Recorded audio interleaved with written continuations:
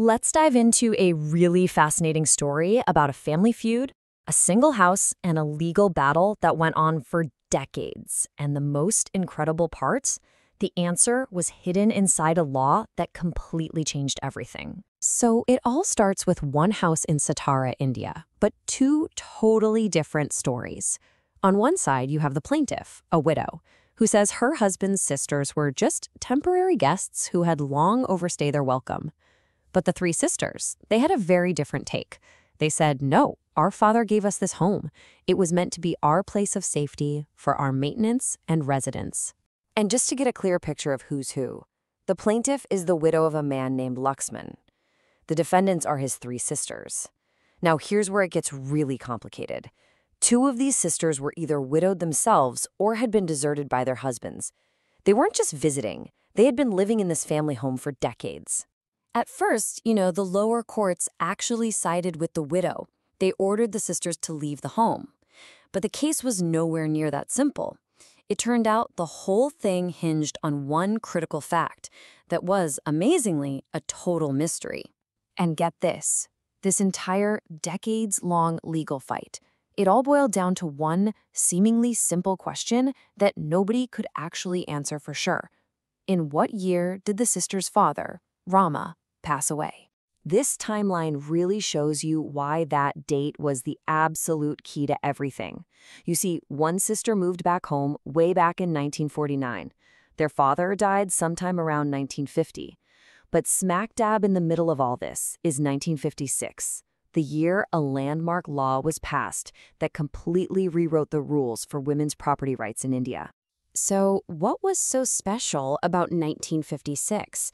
And why did these three sisters' entire future depend on which side of that line their father's death fell? Let's break it down. Okay, so to really get what the court ultimately did here, we've got to rewind the clock a little bit. We need to understand what the legal world was like for women before that big change in 1956. Before this new act, under the old law, there was this concept called a moral obligation. Basically, a father had a duty to support his daughter if she was destitute, if her husband's family couldn't support her. Now, this wasn't something you could sue your father over, but it was a very powerful social and moral expectation. And here's the kicker. After the father died, that moral duty actually transformed. It became a legal obligation for his heirs, in this case, his sons. This created this chain of responsibility, and it gave the sisters something called a limited interest in the family property. In simple terms, it was a recognized right to live there and be supported. But then, 1956 happens, and the ground just completely shifts under everyone's feet. A brand new law comes into play, one designed to give Hindu women much stronger, much more concrete property rights. This was the Hindu Succession Act. And a key part of it, Section 14, was an absolute game changer. Its purpose was to take those fragile, limited interests we just talked about and turn them into permanent, absolute rights of ownership. And the court itself used this really beautiful language to describe the change. The judge said their limited interest would blossom into absolute interest. Think about that. What was once a temporary, dependent right to stay in a home could now bloom into a permanent, undeniable one. Okay, so back to our big mystery. Did the father, Rama, die before or after 1956? Well, this is where the High Court did something truly remarkable. They realized they didn't actually need to solve the mystery at all. Instead of getting stuck on an unprovable date from decades ago, the judge basically traced two different paths. They said, okay, let's assume he died before 1956. What happens? Now let's assume he died after. What happens then? And what they found was incredible. Both paths led to the exact same place. All right, let's follow the first path together.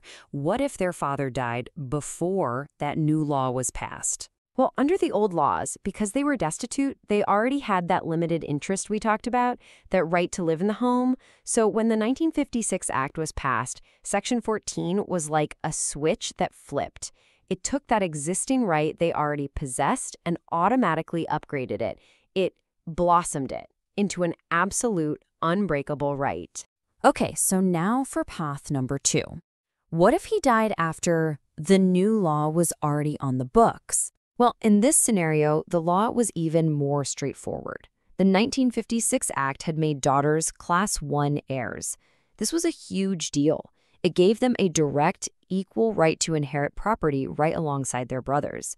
And the Act even specifically spelled out their right to live in the family home. There's no limited interest needed. It's a direct legal entitlement. So you see, it didn't matter.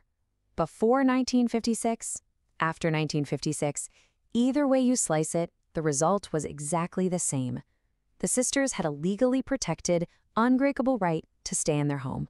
The mystery of the date was irrelevant. In this case, it's so much more than just one family's painful, drawn-out dispute.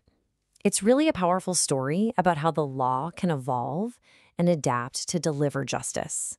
The big takeaway here is how the court brilliantly connected the dots between an old moral duty and a new legal right. They didn't get stuck on some technicality. They looked at the spirit and the history of the law, the whole story, to protect these vulnerable women.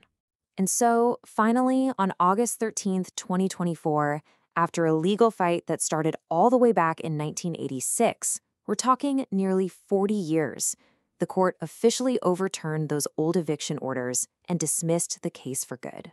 You know, this ruling wasn't about changing history. It was about giving history a new meaning through the lens of justice. It shows how the law can be a living thing, reaching back in time to turn a moral promise into a legal right, securing justice not just for the future, but for today. And that leaves us with a pretty powerful thought to consider.